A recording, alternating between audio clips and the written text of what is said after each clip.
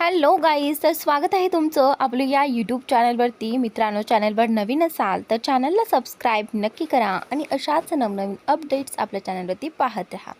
या लोकांनी माझ्याशी सर्व नातीगोती 7 वर्षांपूर्वीच तोडली होती, कारण त्यांना स्वतःच्या रक्तापेक्षा परक्या लोकांवर जास्त विश्वास आहे. जसे सर्वजण देवच्या तोंडून सो कॉल्ड फॅमिली हा शब्द ऐकतात, तसे हंसराजजींचा संताप अनावर होतो. ते काही बोलणार इतक्यात सनयाचा आवाज त्यांच्या कानावर पडतो. ती देवला म्हणते, देव, तू असं कसं बोलू शकतोयस? हे तुझंच कुटुंब आहे, त्यांच्याशी तुझं रक्ताचं नातं आहे. तू जे काही केलंस ती तुझी चूक होती. तुला ते सगळं करायला नको होतं. तुझं कुटुंब तुझ्यावर नाराज आहे, पण याचा अर्थ असा नाही की तू त्यांच्याशी असलेलं नातंच संपवून टाकावंस. सनया पुढे काही बोलणार इतक्यात सगळ्यांच्या कानावर देवच्या ओरडण्याचा आवाज पडतो.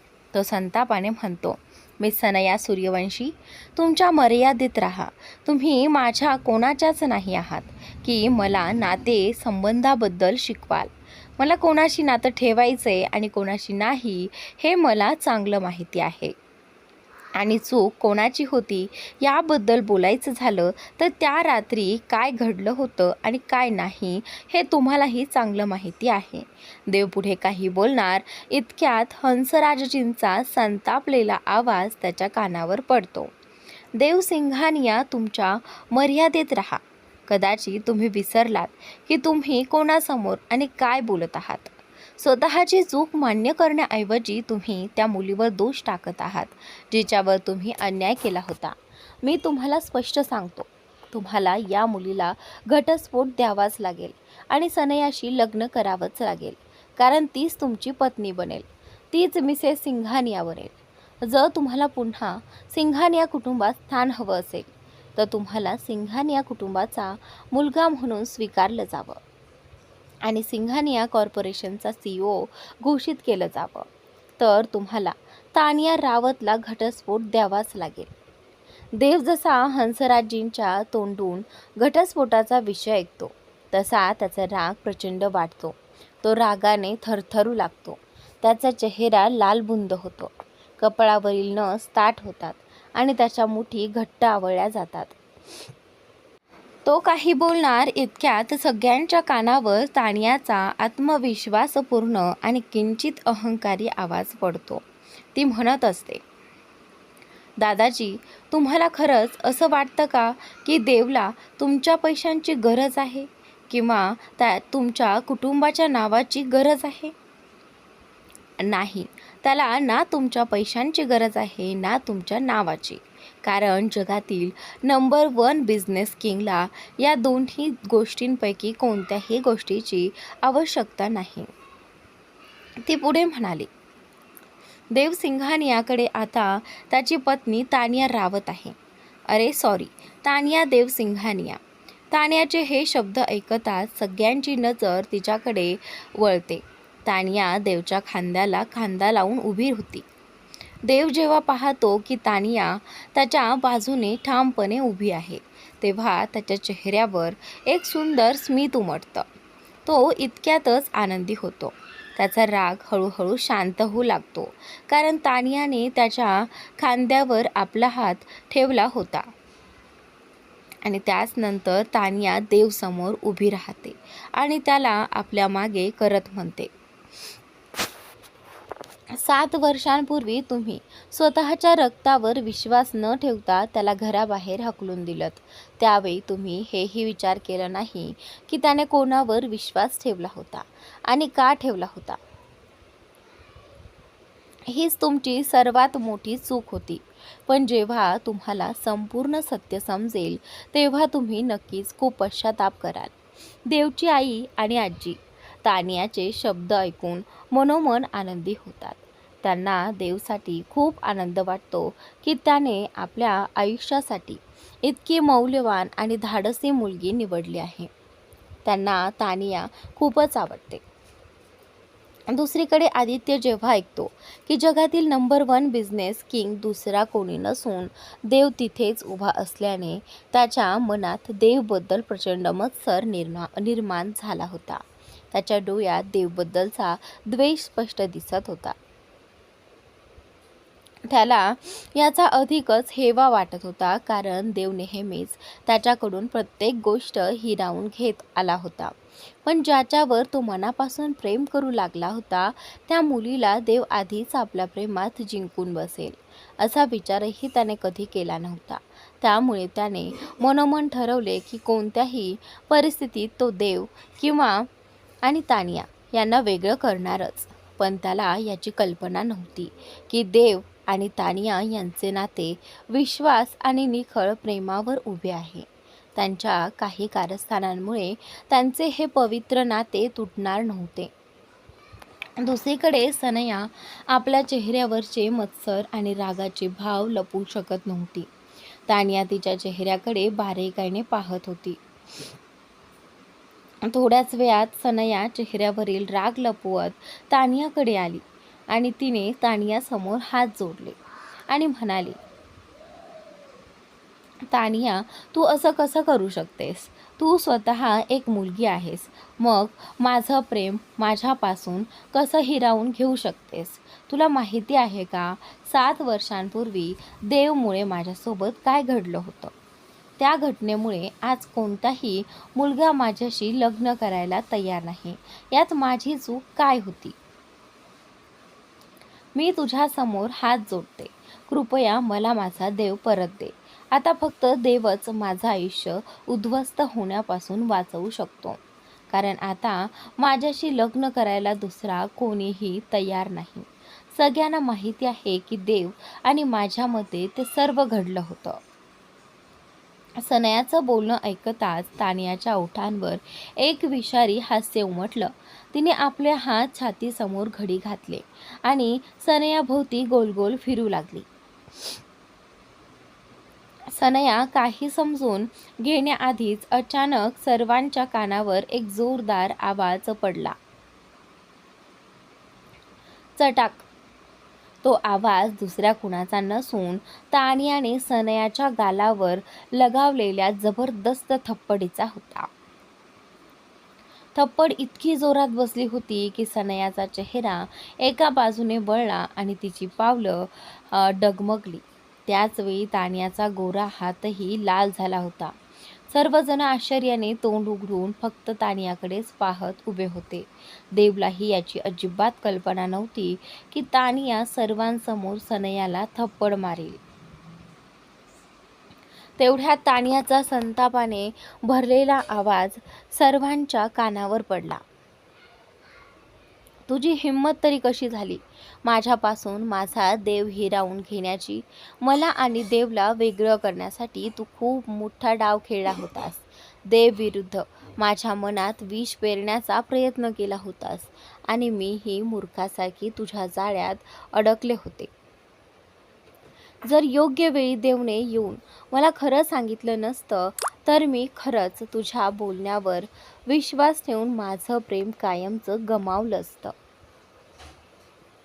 हे बोलून तानियाने सनयाच्या दुसऱ्या गालावर आणखी एक जोरदार थप्पड लगावली, कारण तिच्या डोळ्यांसमोर अजूनही त्या सगळ्या घटना तरळत होत्या. देवची ती घाबरलेली अवस्था, स्वतःचं त्या सुनसान रस्त्यावर एकटं निघून जाणं, लोकांनी तिला वेडी समजून केलेली कुजबूज, हे सगळं आठवताच तिचा संताप आणखी वाढला होता. ते पुन्हा तिला एक थप्पड मारणार इतक्यात देवने पटकन मागून येऊन तिला पकडलं.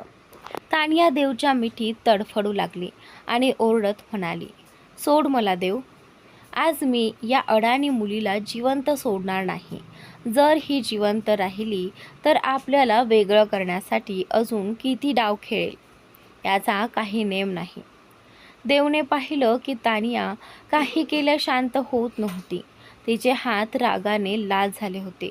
त्याने तिला अलगद आपल्या मिठीत घेतले आणि तिच्या केसांवरून प्रेमाने हात फिरवत तिला शांत करण्याचा प्रयत्न केला. तो हळू आवाजात म्हणाला, शांत हो बाळा, शांत हो. तिला इतक्या सहजासहजी धडा शिकवता येणार नाही. योग्य वेळ आल्यावर तिच्या प्रत्येक डावाला आपण उत्तर देऊ. देवची पकड अजूनही तानियाभोवती घट्ट होती. त्याचा एक हात तिच्या केसांमध्ये अलगद फिरत होता. जणू तिचा सारा राग आणि अस्वस्थता दूर करण्याचा तो प्रयत्न करत होता. पण त्याला हे माहिती नव्हतं की त्या क्षणी तानियाच्या मनात किती मोठं वादळ सुरू होतं. तिने देवच्या शर्टला घट्ट पकडून ठेवले होते, कारण तिच्या मनात भीती घर करू लागली होती. तिला वाटत होतं की जर तिने देवला क्षणभर जरी सैल सोडलं तर तो तिच्यापासून दूर जाईल आणि कुठे सनया खरंच त्यांना एकमेकांपासून वेगळं करण्यात यशस्वी झाली तर.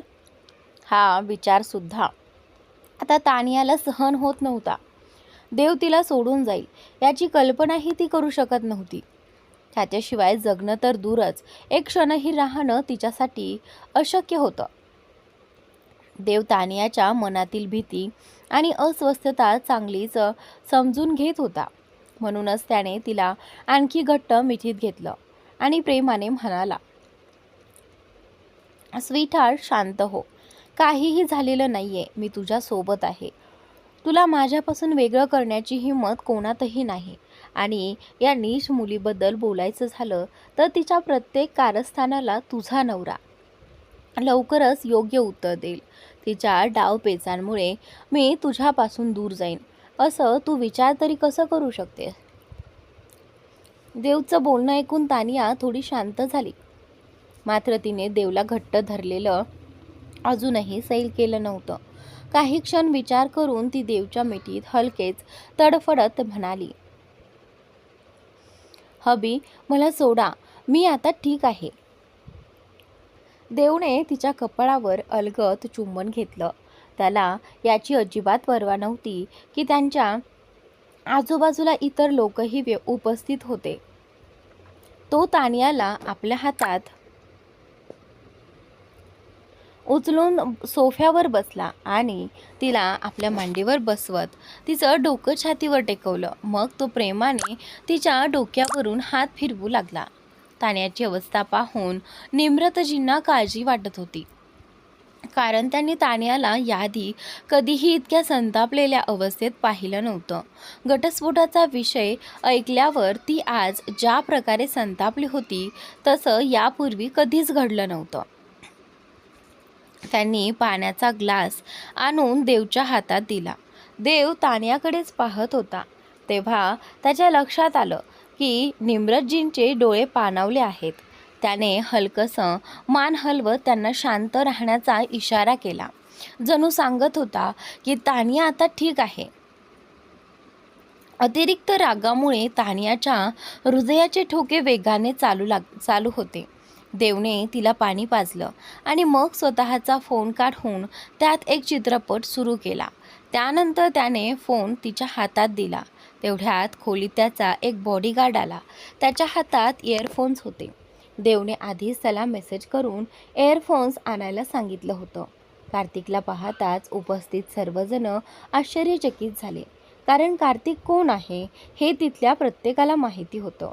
तो माफिया जगातील किंगचा उजवा हात होता आणि भारद्वाज कॉर्पोरेशन सिक्युरिटी कंपनीचा CEO देखील होता. त्याची कंपनी अशा बॉडीगार्ड्सना प्रशिक्षण देत असे ज्यांचं प्रशिक्षण अत्यंत कठीण आणि उच्च दर्जाचं मानलं जायचं. मात्र सर्वात आश्चर्याची गोष्ट म्हणजे कार्तिक स्वतः देवच्या सुरक्षेची जबाबदारी सांभाळत होता. सर्वजण कार्तिककडे पाहत असतानाच अचानक आदित्यचा आवाज त्यांच्या कानावर पडला. कार्तिकला पाहून तो खूप आनंदी झाला होता. तसेच तो लगेच त्याच्या जवळ गेला आणि हस्तांदोलन करण्यासाठी हात पुढे केला. पण कार्तिकने त्याच्याकडे पूर्णपणे दुर्लक्ष केलं. कार्तिकच्या या वागण्यामुळे आदित्यला खूप वाईट वाटलं. तरीही त्याने स्वतःच्या चेहऱ्यावरचे भाव सावरले आणि हसत म्हणाला, हॅलो कार्तिक सर, मी तुमचा खूप मोठा फॅन आहे. तुमच्या कंपनीकडून मलाही सिक्युरिटी मिळू शकेल का? आजपर्यंत तुमच्या कंपनीने सिंघानिया कुटुंबाला कोणतीही सिक्युरिटी दिलेली नाही. आदित्यचं बोलणं ऐकताच कार्तिकने त्याच्याकडे एका विचित्र नजरेने पाहिलं. मग तो शांतपणे म्हणाला, सॉरी, पण आमच्या कंपनीकडून सिंघानिया कुटुंबाला किंवा इतर कोणत्याही कुटुंबाला सिक्युरिटी पुरवली जाऊ शकत नाही, कारण आमच्या कंपनीत जेवढेही प्रशिक्षक आणि बॉडीगार्ड्स प्रशिक्षण घेतात ते फक्त देव सरांच्या सुरक्षेसाठीच तयार केले जातात, जेणेकरून त्यांच्या सुरक्षेत कोणतीही चूक होऊ नये. आणि जरी भारद्वाज कंपनीचा CEO मी असलो तरी ती कंपनी प्रत्यक्षात माझी नाही, ती तुमचे भाऊ देव यांची कंपनी आहे. त्यामुळे मला विचारण्यापेक्षा तुम्ही थेट देव सरांनाच विचारलेलं अधिक योग्य ठरेल. आदित्यने कार्तिकचं बोलणं ऐकताच त्याला प्रचंड राग आला. त्याच्या मनात देवबद्दल खूप मत्सर निर्माण झाला होता, कारण सर्वांनी देवला एकटं सोडलं होतं. तरीही त्याने एवढ्या लहान वयात स्वतःच्या बळावर इतकं मोठं नाव कमावलं होतं. आज आदित्य लाख प्रयत्न केला तरीही देवची बरोबरी करू शकत नव्हता. देवने स्वतःची एक वेगळी ओळख निर्माण केली होती आणि तो सर्वांच्या कितीतरी पुढे गेला होता. सिंघानिया कुटुंबासारखी 10 कुटुंब देव आपल्या संपत्तीच्या जोरावर उभी करू शकत होता, पण त्याने कधीही आपल्या पैशांचा गर्व केला नाही. देव कार्तिकला म्हणाला, इयरफोन. कार्तिकने लगेच इयरफोन देवच्या हातात दिले आणि प्रेरक सॉरी बॉस म्हणत खोलीबाहेर निघून गेला. आदित्य आणि बाकीचे कुटुंबीय अजूनही तिथेच उभे होते. मात्र देवला या सगळ्यांचा काहीच फरक पडत नव्हता. खरं तर या गोष्टींचा त्याच्यावर परिणाम होणं 7 वर्षांपूर्वीच थांबलं होतं.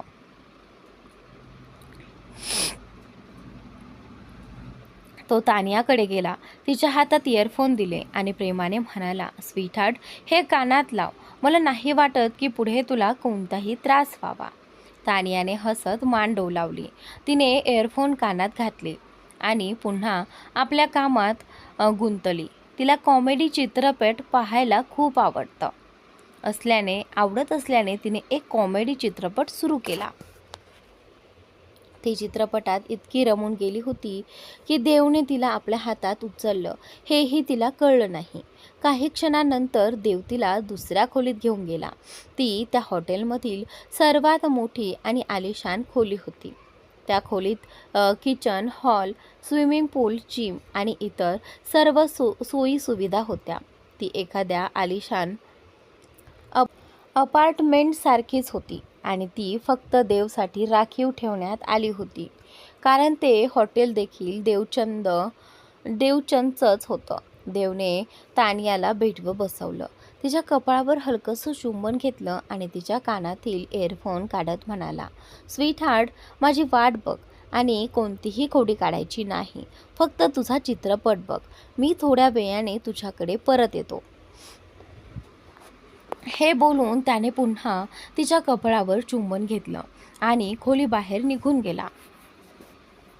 आतापर्यंत तानिया समोर असताना त्याच्या चेहऱ्यावर दिसणारे प्रेमळ आणि कोमल भाव आता पूर्णपणे नाहीसे झाले होते. त्यांच्या जागी थंड आणि कठोर भाव आले होते. काही क्षणानंतर देव दुसऱ्या खोलीत प्रवेश करतो. सर्वांच्या नजरा त्याच्यावर खिळल्या.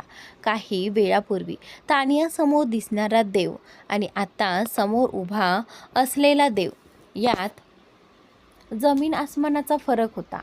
त्याच्या उपस्थितीतच एक वेगळी दहशत जाणवत होती. त्याच्या सभोवतालचं वातावरणही अधिक गंभीर आणि धोकादायक वाटत होतं. देव एखाद्या राजासारखा चालत जाऊन सोफ्यावर बसला. त्याने दोन्ही हात सोफ्याच्या पाठीवर पसरवले, एक पाय दुसऱ्या पायावर ठेवला आणि शांतपणे पाय हलवू लागला.